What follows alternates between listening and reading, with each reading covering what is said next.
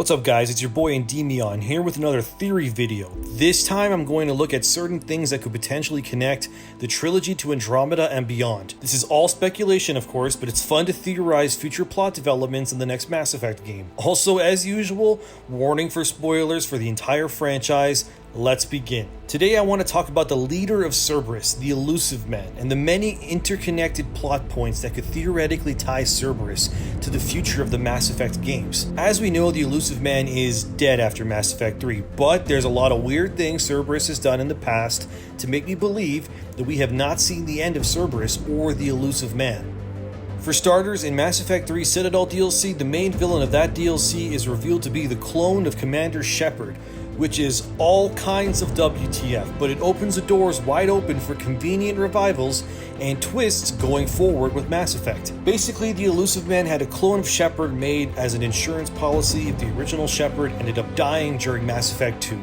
What we realize about this clone is that just because it is the clone of the galaxy's greatest hero, doesn't mean they too are born for that same greatness. Simply put, the clone of Shepard ends up being less empathetic, mean, and most of all, doesn't seem to know how to properly establish actual meaningful connections with other people, which ends up being clone Shep's undoing ultimately.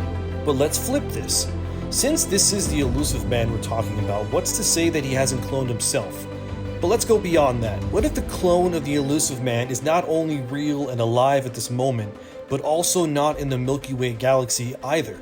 See, in Andromeda, it's presented that someone called the Benefactor, an unknown individual with near limitless resources, led to the actual creation of the Andromeda Initiative.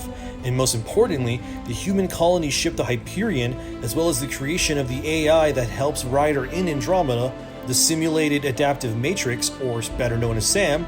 Obviously, I can't prove that the Illusive Man is the Benefactor, except that everything fits almost too perfectly for it to happen.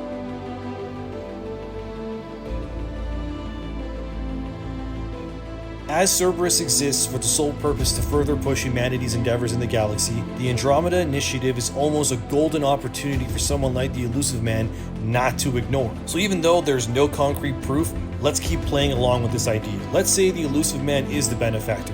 Usually when it comes to a large investment in any form, the investors will usually hire someone to be their eyes and ears to make sure that their investments are being managed and utilized correctly. So with this theory enters our elusive agent. And next theory I would like to discuss. What if Cora Harper, your companion in Andromeda, was the Illusive Man's agent overseeing the Andromeda Initiative? Yet again, there's evidence to support this, and although it's not said outright to be true, it almost fits way too perfectly as well. The obvious connection is that the Illusive Man's real name is Jack Harper.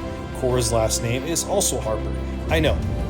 There's billions of people in the galaxy at this point. No doubt names would be reused. But we have to remember that this is a fictional video game universe, and writers in these settings usually don't give two characters a similar surname if there wasn't a connection. It would be like Peter Parker meeting someone also named Parker in a Spider-Man comic book. Yeah, it's a common last name, probably, but there's always a connection, otherwise the writers wouldn't use that last name. Not to mention, when you look deeper into that, Cora is not only a part of the initiative at an intimate level, but she was meant to be the next Pathfinder, conveniently, if Alec Ryder were to die.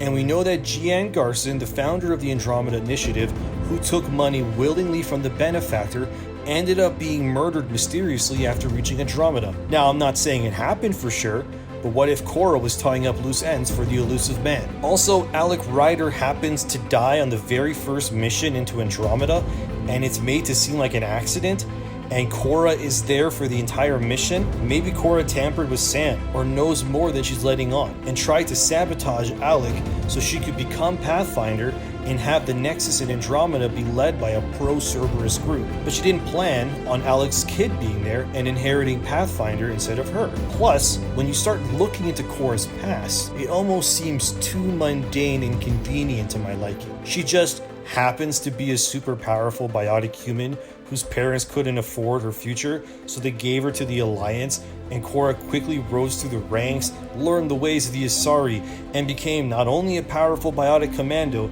but was specifically recruited by Alec due to her abilities? And who put Cora in the line of sight of Alec exactly? It almost lines up too perfectly if you ask me.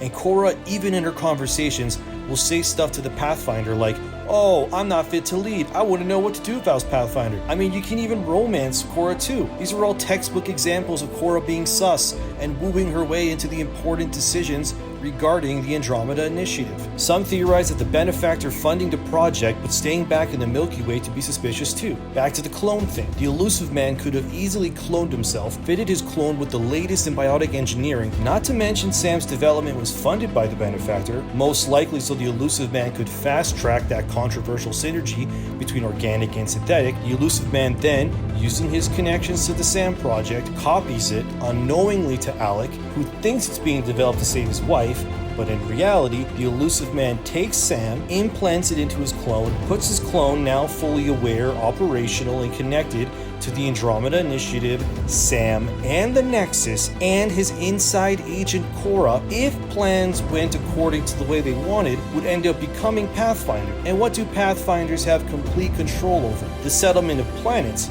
yes. But, oh yeah, they also get to decide who wakes up from cryo. No wonder Korra wanted to be Pathfinder so bad. She could wake up Daddy's clone, and now Cerberus is in a position outside of the Milky Way to completely usher in a new era of human dominance and evolution. Is my tinfoil hat showing? Am I grasping at straws? Has my insanity finally caught up to me? Thanks for watching, guys. What do you think of this totally out there, completely bonkers theory? Am I onto something? Or am I senile and yelling like an old man at the sky? Let me know in the comments. I'm ENDYMION. It's really hot outside, so I'm currently in my underwear making this video to distract myself from the fact I am literally melting away due to this heat. Pray I survive this in order to make more videos. Please like, comment, subscribe, and send an air conditioner my way for more videos like this one. Stay safe out there. See ya.